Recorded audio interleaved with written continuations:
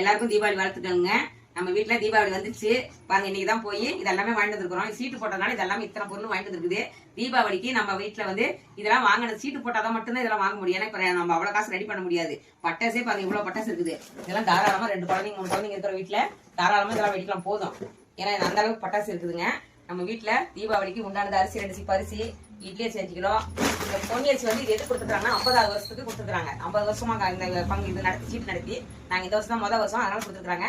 Bucket ஒன்று கொடுத்துருக்காங்க. இந்த காசு இந்த செம்பு குடம் ஒன்று கொடுத்துருக்காங்க.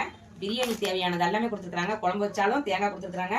அதில் மஞ்சத்தூள், மிளகாய் தூள், கறி மசாலா தூள்லாம் கொடுத்துருக்காங்க. இட்லி ஊற வச்சு அரைக்கிறதுக்கும் உளுத்தம்பருப்பு கொடுத்துருக்காங்க. இட்லி அரிசி 5 கிலோ கொடுத்துருக்காங்க. முட்டை 10 முட்டை கொடுத்துருக்காங்க. 1 கிலோ கறி மட்டன் எடுத்துக்கலாம். எப்போனாலும் 2-3 நாள்ல எடுத்துக்கலாம். நம்ம மட்டன் எடுத்துக்கலாம். ஏன்னா அமாவாசைனால எடுத்துக்கலாம். இனிப்பு வந்து இதுல 1/2 கிலோ தான் கொடுத்துருக்காங்க. இனிப்பெல்லாம் ஜாஸ்தி கொடுக்கல. நம்ம ஆனா பொருள் கொடுத்துட்டாங்க. இதே மாதிரி நீங்களும் சீட்டு போட்டு நம்ம சேமிச்சு வச்சு நம்ம தீபாவளியில் சந்தோஷம் சிறப்பாக கொண்டாடலாங்க.